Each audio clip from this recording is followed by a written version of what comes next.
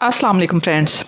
अगर आप अंग्रेज़ी सीखना चाहते हैं तो हम आपको सिखाएंगे हर सेंटेंस की ट्रांसलेशन, हर वर्ड का मीनिंग और ग्रामर की मुकम्मल वजाहत उर्दू में, ताकि आप हर चीज़ को समझ सकें, अंग्रेज़ी बोल सकें और लिख सकें। तो आज का जो हमारा टाइटल है वो है stop translating think in English. तर्जमा करना छोड़ें, अंग्रेज़ी में सोचना शुरू करें। Many English learners translate every sentence from there native language before speaking. Many mean होता है बहुत से। इंग्लिश लर्नर्स अंग्रेजी सीखने वाले।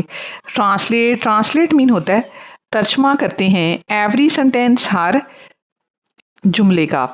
फ्रॉम मीन से। डियर मीन अपनी। नेटिव मीन होता है मादरी। लैंग्वेज मीन जुबान। बिफोर मीन पहले। स्पीकिंग मीन बोलने से पहले। तो फ्रेंड्स, ये हमारा सिंपल प्रेजेंट टेंस का सेंटेंस है। इसमें सब्जेक्ट जो है वो है मैनी इंग्लिश लर्नर्स। ये एज अ सब्जेक्ट है। इसमें वर्ब जो है वो ट्रांसलेट है। ट्रांसलेट वर्ब बताता है कि क्या काम हो रहा है, क्या हो चुका है या किसी की हालत क्या है। ऑब्जेक्ट जो है वो है एवरी सेंटेंस। ये सेंटेंस का ऑब्जेक्ट है। ऑब्जेक्ट जिस शख्स, चीज या जगह पर वर्ब का असर पड़े, इसे हम ऑब्जेक्ट कहते हैं। और इसमें फ्रेज जो है वो है फ्रॉम दियर नेटिव लैंग्वेज। ये प्रपोजिशनल फ्रेज है। फ्रेंड्स, प्रपोजिशनल फ्रेज जो होती है ऐसे अल्फाज का मजमुआ होता है जो प्रपोजिशन से शुरू हो और उसके बाद नाउन या प्रोनाउन आए। ये जगह, वक्त, सिमत या तरीका बताता है, उसको हम प्रपोजिशनल फ्रेज कहते हैं। बिफोर स्पीकिंग जो है ये भी फ्रेज है। This habit slows down communication and reduces confidence. This habit ये आदत, स्लोज डाउन सुस्त कर देती है, कम्युनिकेशन गुफ्तगू को, एंड रिड्यूसेस और कम करती है, कॉन्फिडेंस मीन एतमाद को।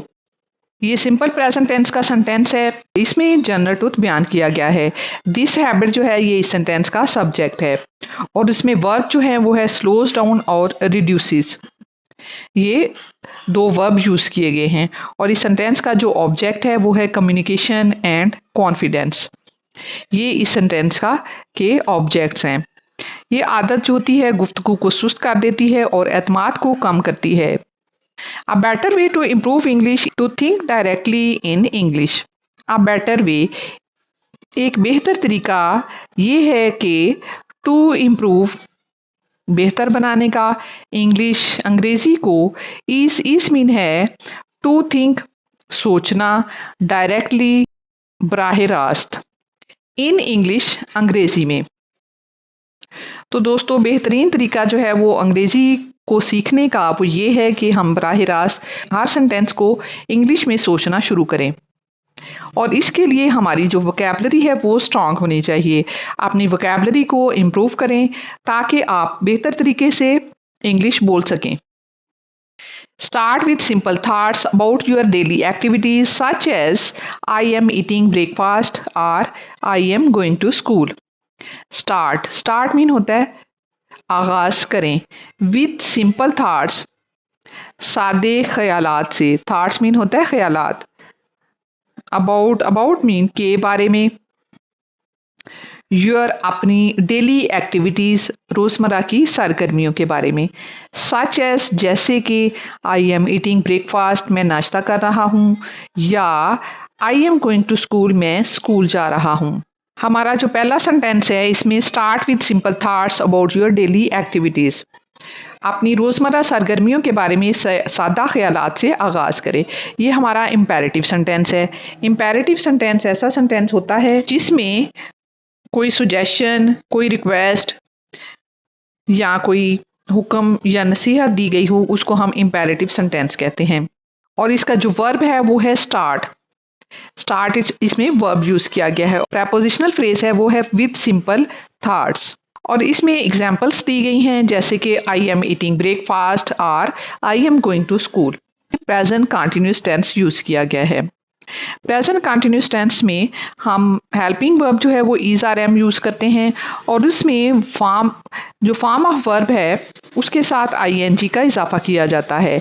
जैसे कि आई एम ईटिंग में आईएनजी का इजाफा किया गया है। आई एम ईटिंग ब्रेकफास्ट, मैं नाश्ता कर रहा हूँ। या फिर अगर आप स्कूल जा रहे हैं तो आप इस तरह सोचें, I am going to school.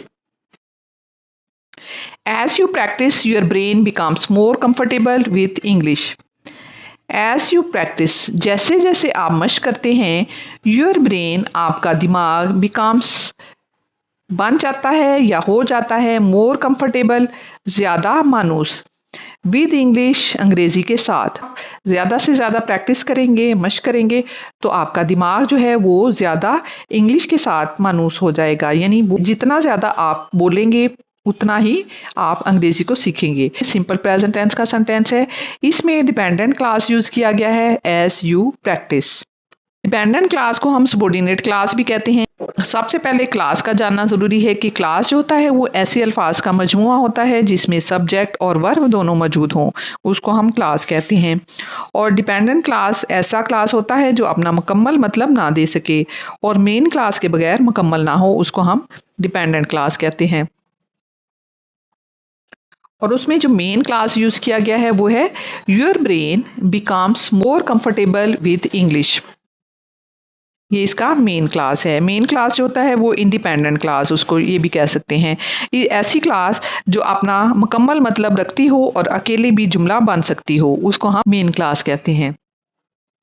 और बिकम्स जो है इसमें वर्ब यूज़ किया गया है।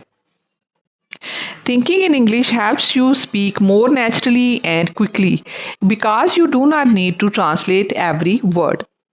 Thinking in English, अंग्रेजी में सोचना, हेल्प्स मीन मदद देता है, हेल्प्स जो है ये वर्ब है।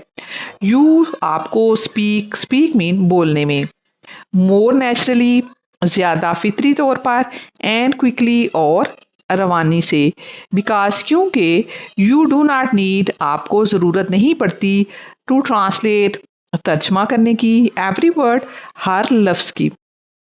इसमें थिंकिंग इन इंग्लिश जो है ये इस सेंटेंस का सब्जेक्ट है। हैव्स जो है ये वर्ब यूज़ किया गया है और इस सेंटेंस का ऑब्जेक्ट जो है वो है यू। इसमें इन्फिनेटिव फ्रेज यूज़ की गई है, speak more naturally and quickly.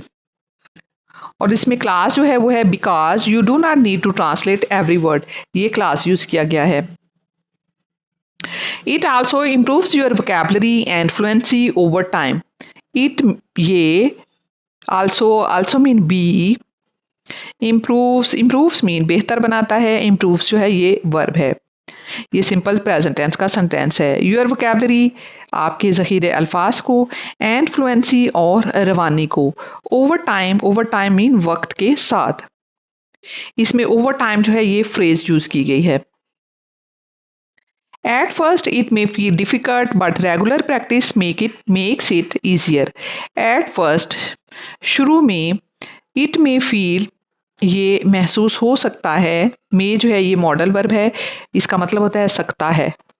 Feel महसूस करना, डिफ़िकल्ट मुश्किल, बट लेकिन, बट जो है ये कंजक्शन है। कंजक्शन जो होता है वो अल्फाज या जुमलों को जोड़ने का काम करता है।